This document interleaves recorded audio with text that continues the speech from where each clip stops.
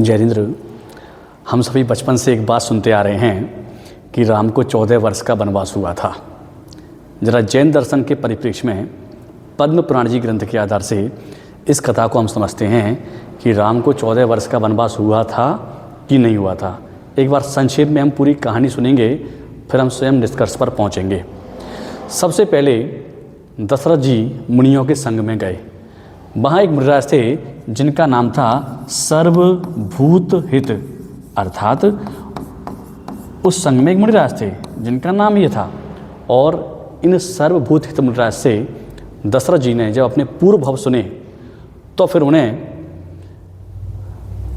वैराग्य आ गया, और वैराग्य आने के कारण से उन्होंने दीक्षा लेने का निर्णय किया। जब यह बात दशरथ जी के पुत्र भरत को मालूम हुई तो उन्होंने भी अपने पिता के साथ दीक्षा लेने का निर्णय किया। भरत की माँ कैकेयी इस बात से बहुत उद्वेलित हो गई। उन्हें लगा कि पति का वियोग भी सहन करना पड़ेगा और पुत्र का वियोग भी सहन करना पड़ेगा।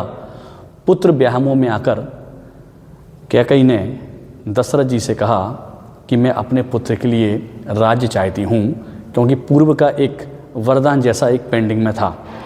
और जब दशरथ जी ने अपना वरदान देने के लिए राज्य देने की हाँ की, उस समय उन्होंने राम को अपने पास बुलाया और राम से ये पूरी चर्चा की। तब राम ने कहा कि पिताजी आप निश्चिंत रहिए, मैं आपके वचन को व्यर्थ नहीं जाने दूंगा। एक सच्चे पुत्र का कर्तव्य होता है कि अपने पिता के वचन को व्यर्थ न जाने दे। मैं स्वयं यहाँ से बाहर चला जाऊँगा, राज्य से बाहर चला जाऊँगा, कहीं अन्यत्र दूर चला जाऊँगा और आप भरत को राज्य सौंप दें।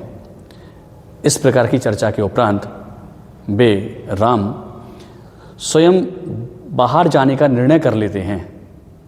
जब वे बाहर जाने का निर्णय कर लेते हैं तब उनके लघु भ्राता लक्ष्मण भी उनके साथ जाने की बात कहते हैं, और उनकी धर्मपत्नी सीता जी भी उनके साथ जाने की बात कहती हैं। इस प्रकार से पिता के वचन को गलत सिद्ध ना करने के कारण से राम स्वयमेव वनगमन करते हैं। पिता के द्वारा पुत्र को वनवास दिया नहीं गया।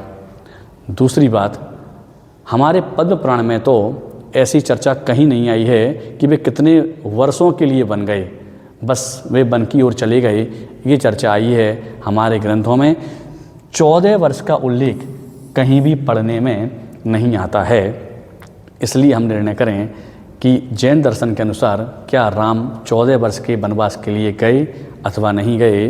पद्म पुराण के आधार से तो नहीं गए, इसका हमें निर्णय करना चाहिए। जय जिनेंद्र।